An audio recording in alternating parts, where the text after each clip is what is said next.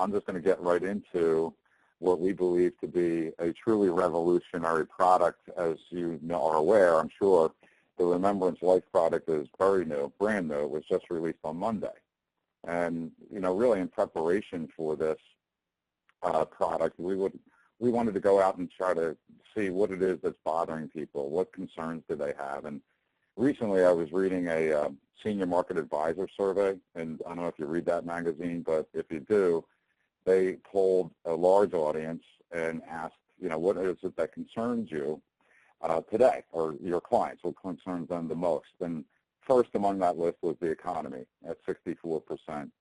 But healthcare was the second level of concern at 61%. Outliving their money is a huge concern, of course.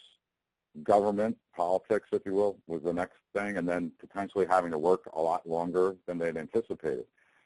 And then you fast forward in this survey to what do you think you would be selling this year to these people? And number one, overwhelmingly, is life insurance.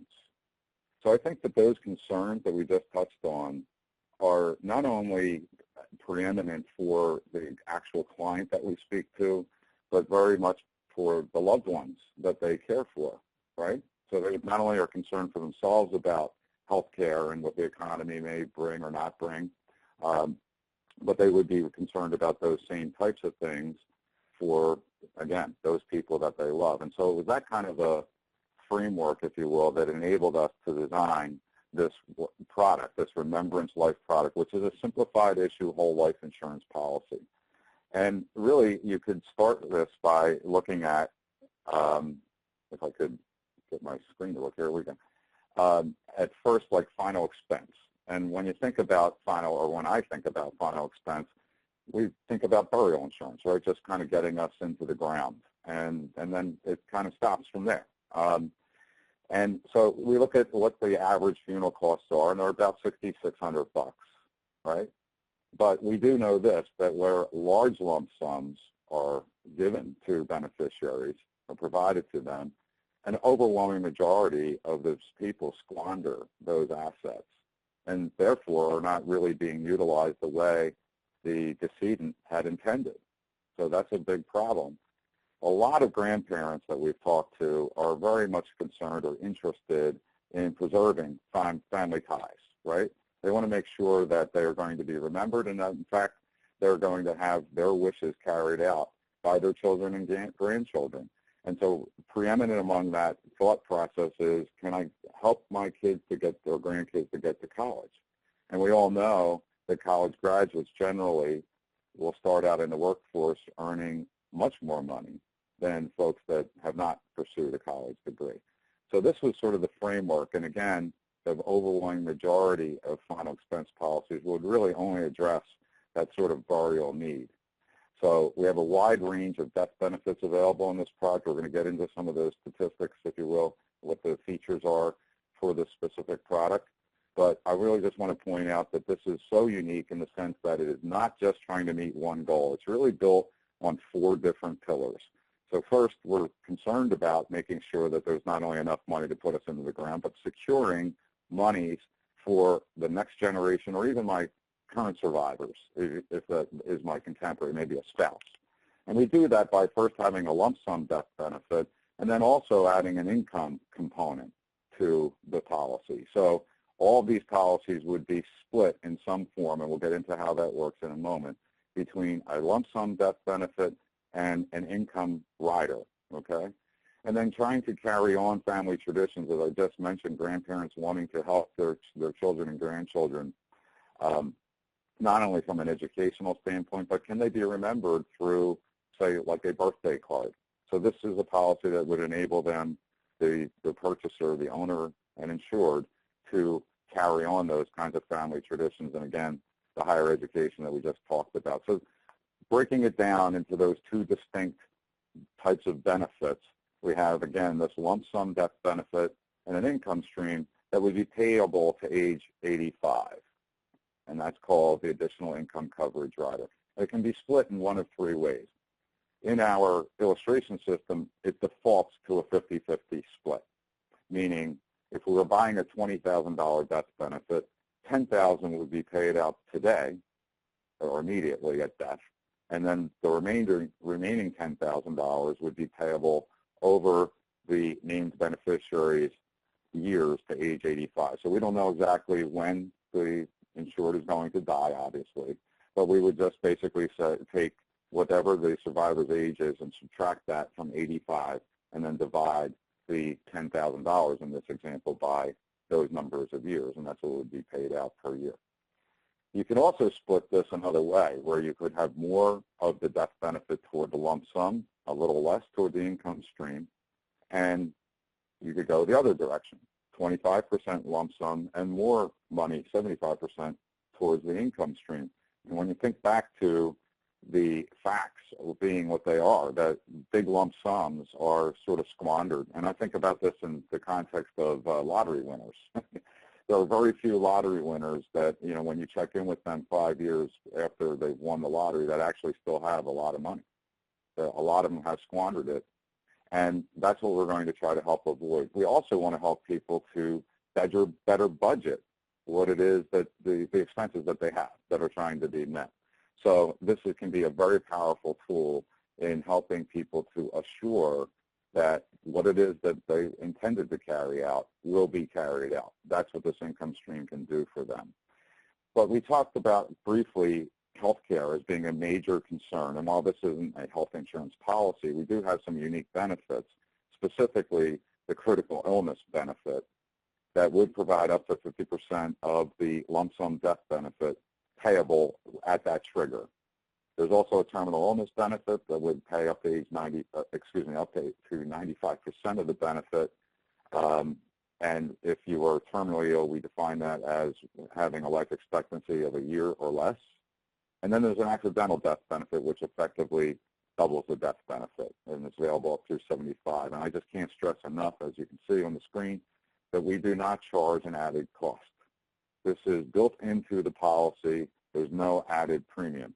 Some other carriers, you may be able to get one or two of these riders. We're not aware of any carrier that has all three, but in most of those carriers, if not all, there's an additional premium to be paid to achieve these same kinds of benefits. So this is a very big advantage in having some ability to address health concerns through the critical illness rider in particular. And again, no additional cost. The legacy rider, or like what we call the birthday rider, if you will, is really something powerful that enables a grandparent or parent to be remembered from the grave, because they can purchase from $50 to $500 a year, where we literally will send a birthday note from the decedent with that check, whatever it is that they purchased, $50 a year, $100 a year, whatever, up to $500. And that would be paid out until age 22. The beneficiaries, which you can name up to 5, would have to be between the ages of 0 and 15 at the time of application. Okay? And of course, those benefits wouldn't begin until the insured dies. Moving on to this education benefit rider, we would enable up to $5,000 a year is what can be purchased for up to 4 years. Again, and it doesn't have to be the same rider beneficiaries as were named for the birthday rider, but we do have to have them be between the ages of 0 and 15 today at application time. And again, they can be 5 beneficiaries, not necessarily the same 5 beneficiaries.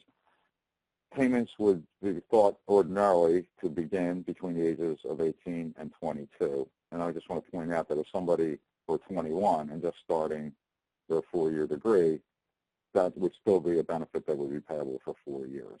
Okay. The caveat to this is that they have to be attending a financial aid eligible educational institution. So that would include the overwhelming majority of 4-year schools. It might also include some 2-year schools that are able to, A, qualify for financial aid, and B, they bestow a degree, like an associate's degree. I think we've all seen, probably some advertisements for various types of colleges and or technical type schools that bestow those associate degrees, but also qualify for financial aid. That would be an example of an eligible institution for which we would then pay that benefit. If there is someone that's chosen not to go to school but instead have enlisted in the military, that would also be acceptable. We would certainly want to recognize those individuals and honor them and allow, quote unquote, those benefits that the grandparent or parent wish to be paid to those people choosing not to go to school but instead enlisting in one of our military branches. And of course, like all benefits in this policy, nothing is really payable until the owner insured dies. If there were someone that needed additional income beyond just that 50-50 split, 25-75 split, if you will, we have additional income riders providing greater flexibility for getting more and more income to cover things like the mortgage payment or the electric bill, whatever it may be. This gives our agents an opportunity to really sit down with their clients and hone in, fine-tune exactly a policy that would match those dollar figures that are needed. So there are two different riders to accomplish this. One, which would pay a specific income, and you can buy up to $1,000 a month that would be payable for the beneficiary's lifetime, or another one which was really thought to be kind of picking up that Social Security gap that might exist, particularly if we sold this to a younger person. We'll sell this down to age 30. So there would be a gap if somebody died at 35, say, between the ages of 35 and 65.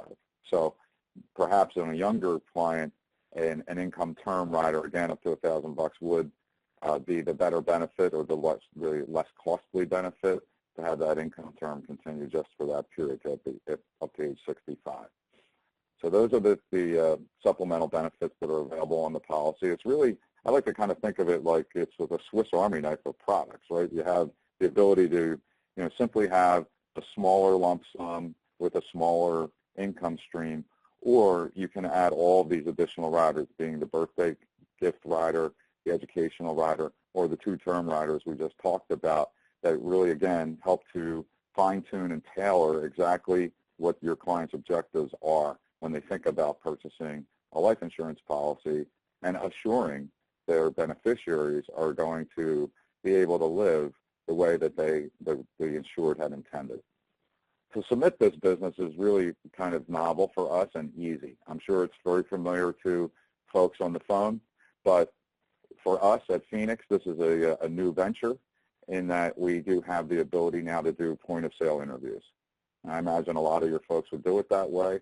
We would just simply complete the application part 1, hand the phone to the insured, proceed with a tele-interview, which might last 15 minutes, and you're going to get a thumbs-up, thumbs-down decision right there on the phone.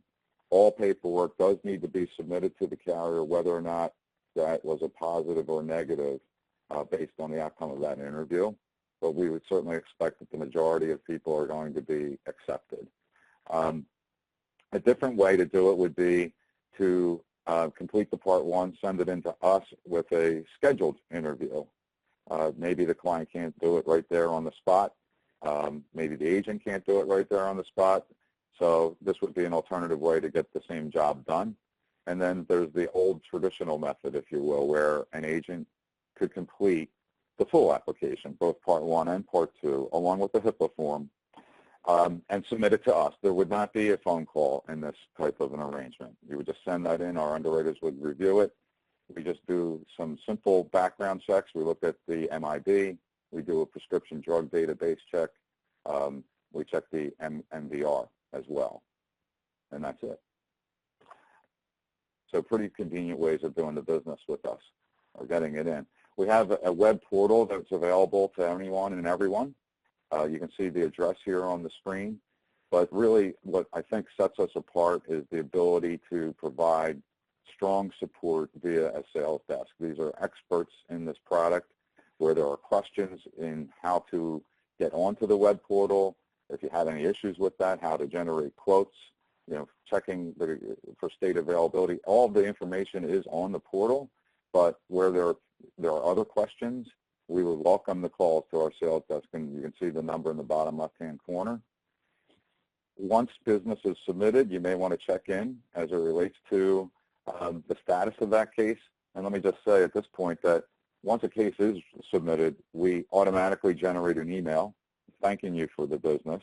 We do keep you apprised along the way via email, okay, and we certainly notify you when the case is completed, okay, all by email. But where there are people who would like to call and speak with one of our case technicians, the telephone number is on your screen in the middle box, 800-417-4769. And then the actual tele-interview number on the bottom right-hand corner. And as you can see, they're available from 8 a.m. to 8 p.m. Monday through Friday at this point. We do not yet have Saturday or Sunday hours, though they will be coming in the future. But today, this is the method, or what is it that is available Monday through Friday, 8 to 8. So for someone that completed an application on a Saturday, you might want to use that submission, the second submission method, that being where you schedule a tele-interview, or the third one being complete the full application and mail it in. And by the way, you can fax it in, email it in. They're all different sorts of methods. There's a great agent guide, if you don't already have it, that has all the information that we're looking at on the screen right in there, along with an underwriting chart, a build chart. So we can try to do sort of a field underwriting job, if you will, in advance, and sort of dictate or know in advance of submitting an application whether or not it's likely to get through. We have a quote tool that is a very simple and easy process. It's really just a couple pages. You input on just one page, and then you get what you see in the bottom right-hand corner spit out from the computer, showing us exactly what the costs would be and what the potential benefits would be. Very powerful way of making sales, I have found. You know, we can do it two ways, by the way. You can define what the benefits would be, or you can define what the amount of premium a client would feel comfortable with, and the computer will calculate the benefits for you. These are those types of documents available both in print as well as off of the website. Could be, you could save them in PDF form, but nice consumer brochure that's glossy, kind of explains the product in great detail. That quick reference guide for agents that gives you all the down and dirty about the product. And for those that would prefer a product summary, that's available, and there is a field underwriting guide as well, both built into that agent reference guide as well as a standalone piece. And I just wanted to run through sort of a quick example here, and I think this might be more often than not a typical client, a 60-year-old guy who has a 60-year-old wife and an 8-year-old granddaughter, and he's looking at purchasing a $20,000 death benefit total, and we were going to allocate that on a 50-50 basis. That's 50%, $10,000 payable at death immediately in a lump sum, and then 50% payable as an income stream over the beneficiary's remaining years to age 85, or 5 years, whichever is greater. That birthday gift rider is something that appealed to him, so we're going to run that for $100 a year benefit. And then, of course, the $5,000 per year benefit for the education rider, which, of course, equates to $20,000. So the way this would be the actual quote that would be printed out if you wanted it to print it out, or could be mailed to someone. And the total premium would be $88.46 per month. So again, we're getting this $10,000 lump sum death benefit, $10,000 of income benefits, again, until his wife turns age 85, the $100 a year birthday gift to his granddaughter, which will be payable to age 22, and that $5,000 per year education benefit. Pretty simple, right? But really what's powerful is if we were to assume that this client were to buy 6 years from today, we can show that he's paid a total of let's just call it $6,400, and that potential benefit is a maximum of almost $41,000. And therein lies the sale, in my view. So I hope you'll agree. I hope you can be as excited as we are about it. I mean, clearly, as I said, it's kind of the Swiss Army knife of products in that it can address multiple needs all in one product. And I have found, I mean, we're really aiming for the middle market consumer with this type of product. And this is, there are a group, if you will, that have been hurt sort of badly, as it relates to the economy. And so the stress of having to find ways of making $1 to go further is exactly what it is that we're trying to address with this product. I found that most people in the middle market space would like to use $1 to achieve 4 or 5 different goals. This product, it certainly addresses that capability. I think further, you can certainly deepen client relationships where you might already be working with them on some other form of products. This helps you, I think, to get tighter with that client, thereby setting up future product sales and perhaps even being introduced, if you will, to the next generation if this is a senior that you're working with out of the box. Maybe you get a good referral down to their son or grandson or daughters and develop those relationships as well.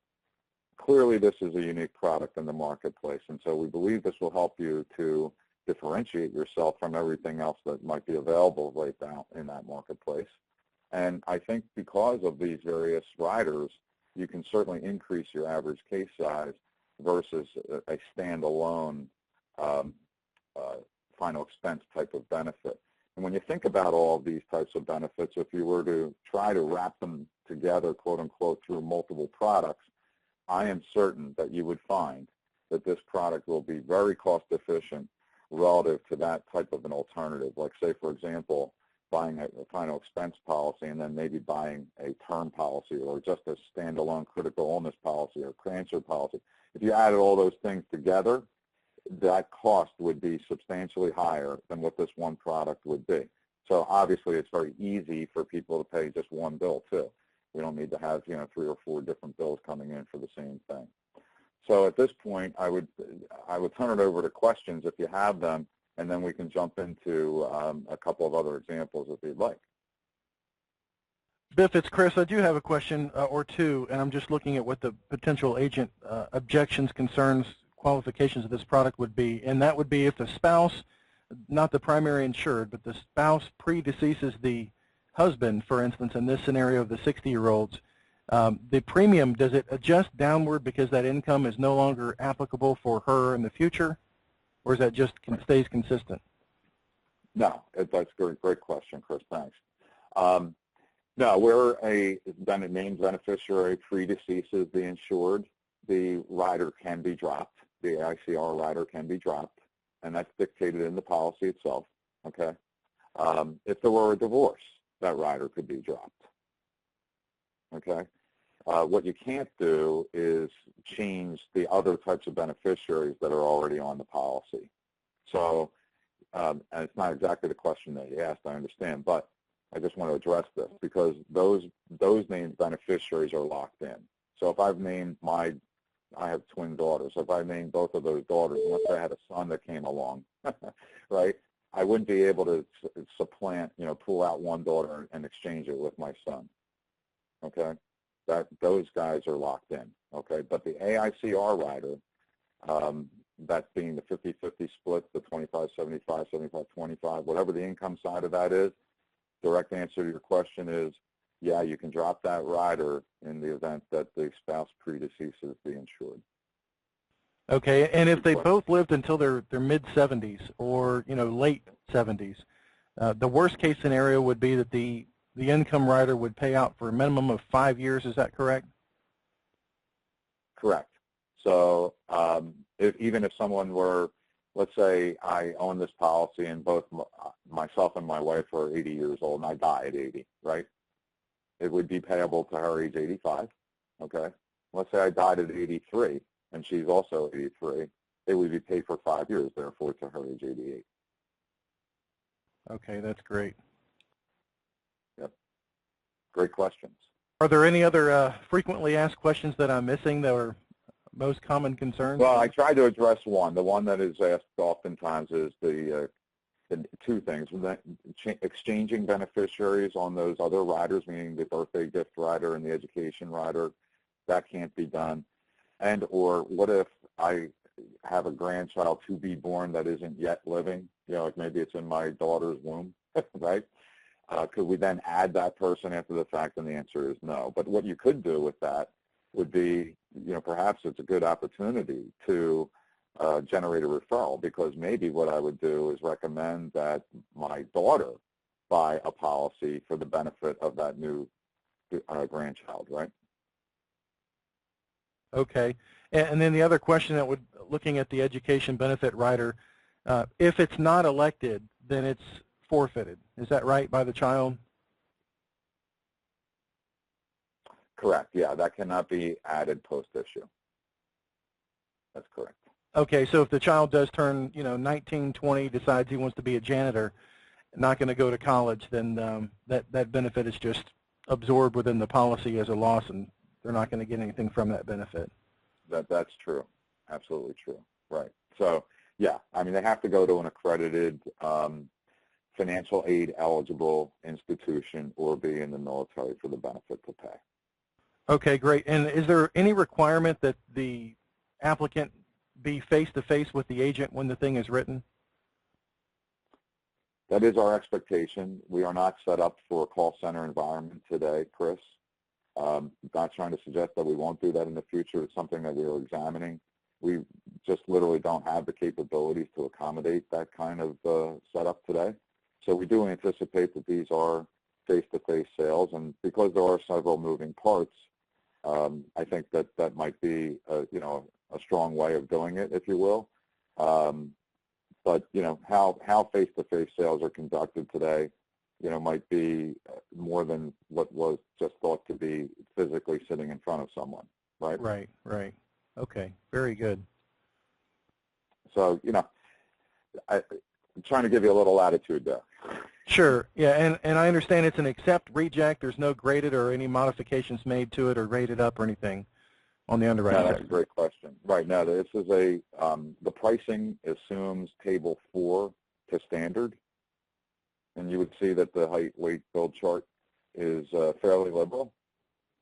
And, I think that, on occasion we might have a question. There are certain types of drugs out there that are not, it's not always clear as to why they've been prescribed.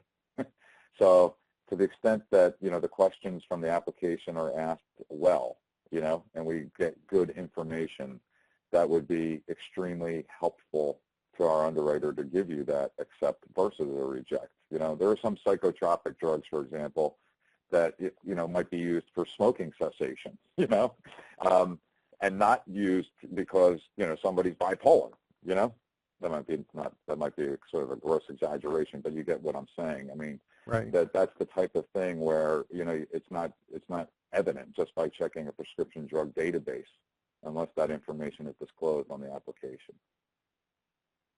Okay, great.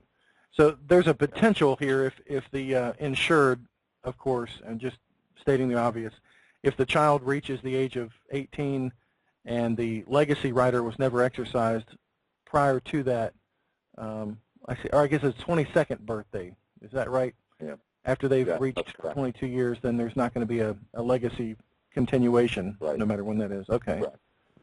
That's right.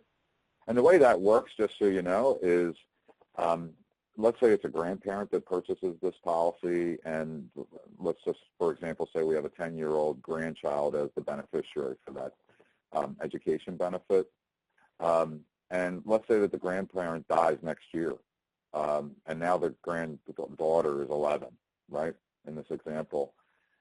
What happens is we literally send a new policy to the guardian of the granddaughter, and then they exercise, if you will, that rider by, it's almost like clipping a coupon, sending in the evidence that they are attending an institution, and then we release the $5,000 back to them. So they have their own policy. It's not as if they're going to have to track a decedent's policy for the next 8 years, Okay.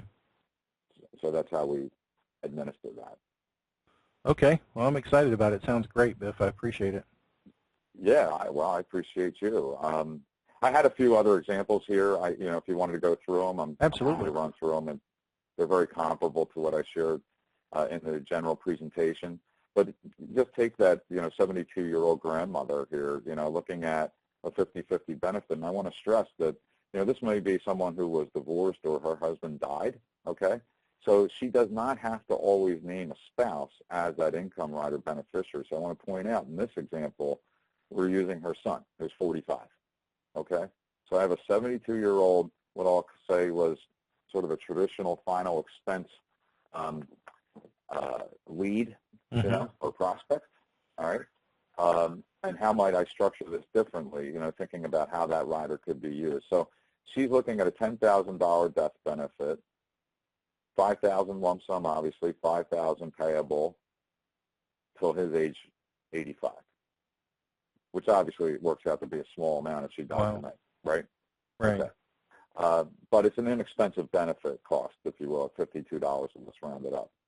$83 would be the total cost when we include these other riders, that being the birthday gift, and we're assuming 2 grandchildren here, 9 and 13, $100 a year, and you can see the pertinent cost to it. $215 for her, $1.53 for him, and then $1,500 a year. And this was a situation where we're just trying to keep the dollars under $100 a month. Okay. But so therefore, you know, we couldn't get the $5,000 education benefit. It would have been too expensive. But $1,500 a month, you know, still, you know, better than nothing. And, you know, as long as you're attending that school and you qualify and you have, you know, real tuition bill, we're not literally paying the tuition bill. I mean, this money could be used to pay for books or room and board, you know, defray some of those expenses, if you will, right? And then just the next page, you know, just clearly shows what it is that those potential benefits could be when you put them all together, 24/2.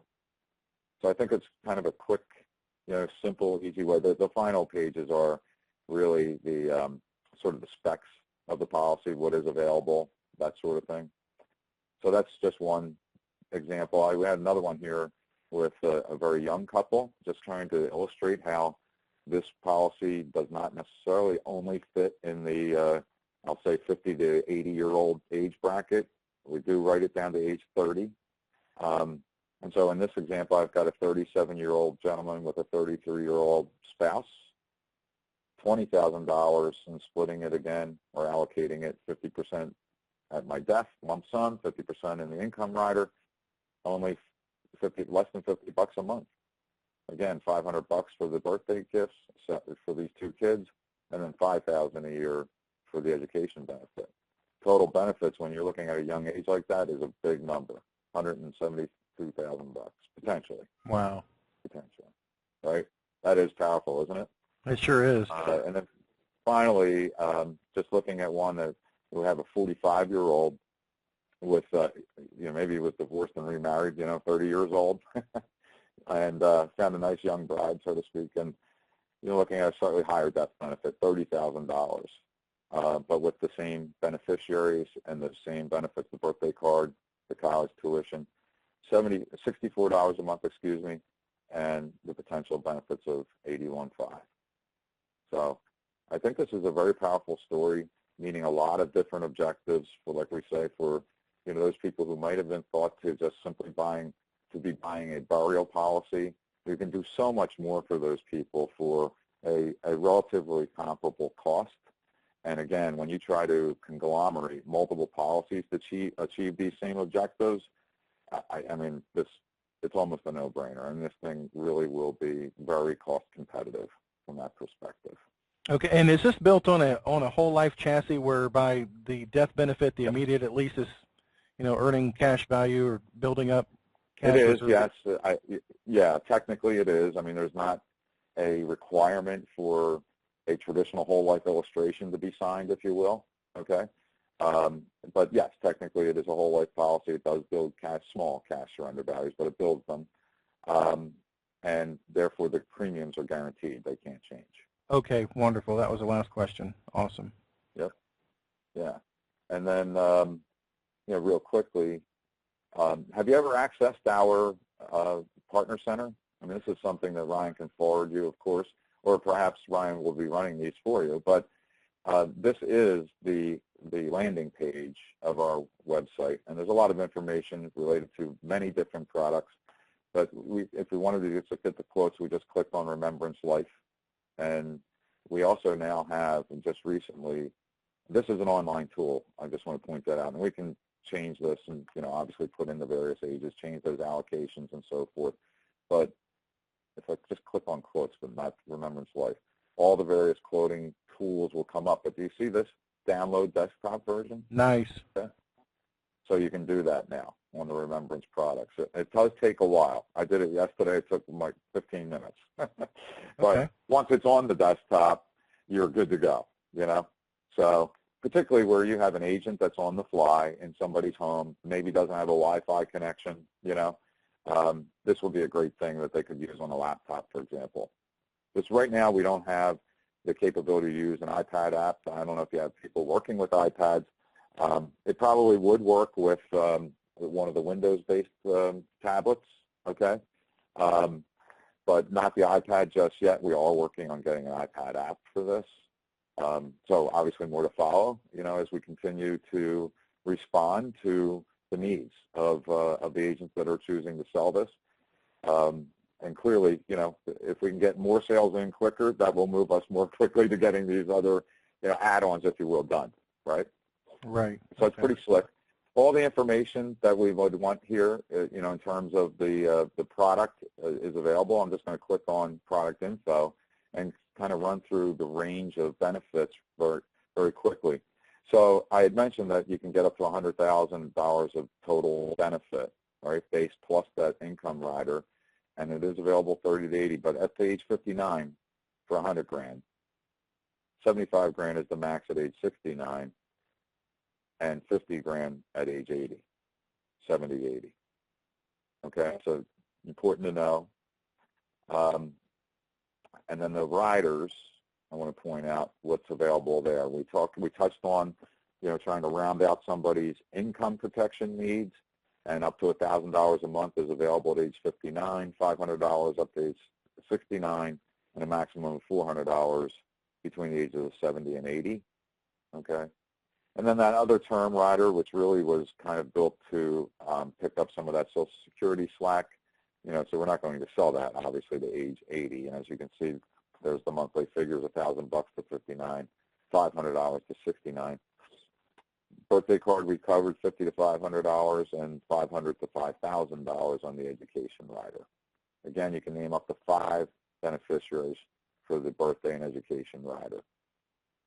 And they don't have to be the same kids, though likely they would be, right? That's great. Good stuff. Yeah, so, we're excited about it. I hope that you can be. You said that you would be. I mean, absolutely. Absolutely. This is something like you're ready to run with today? Yeah, I think this is really exciting, and it's got a lot of sizzle that people can really grasp onto. It solves a lot of needs all at once. Sure does. I do want to touch on, if I don't flop here, state availability, because this is not approved yet in every single state. So the state availability grid is, of course, available on this web portal. And RL, you'll see down here, lower left-hand corner, Simplified Distributor Life Products. We have 2 different products. One's an indexed UL, that's SIL, and then there's this Remembrance Life product. And in yellow is where you can see that it's available for sale. So we're working diligently on getting Delaware and Montana completed. They should be done by the end of the month, actually in a couple of weeks, March 25th, okay? And right now the product's not available where those gray boxes are: California, Connecticut, Illinois, Virginia, Washington, Mississippi, Pennsylvania, my home state, Oregon, New York, New Mexico, New Jersey, New Hampshire. So it's not available at launch, if you will, here, but it will. We are working, again, diligently on getting these other states on board. So I wouldn't discount them as saying we'll never have them. Therefore, not only will we keep you apprised with emails, updating you as to state availability, but on your own, you may want to just jump on this portal and check, just to be sure. Okay. I guess that's pretty much it. Ryan, was there anything that you wanted to mention? No, that's it. That was great, Beth. Thanks. Okay. Well, if there are no other questions, I'll turn off the webinar, and I wish you happy selling, Chris. It's good to meet you, so to speak, absolutely, over the phone, and appreciate what you do. And obviously, if there are questions that come up, you have my email address. Don't hesitate to contact us. We're more than anxious to help you to create great success with this product. And don't forget our sales desk when you're speaking with your agents. They're great people, again, that have great knowledge on the product and will help them to complete the sales. So thank you for the opportunity to visit with you today, and happy selling. Thanks, Biff. We'll talk to you soon. Thank you.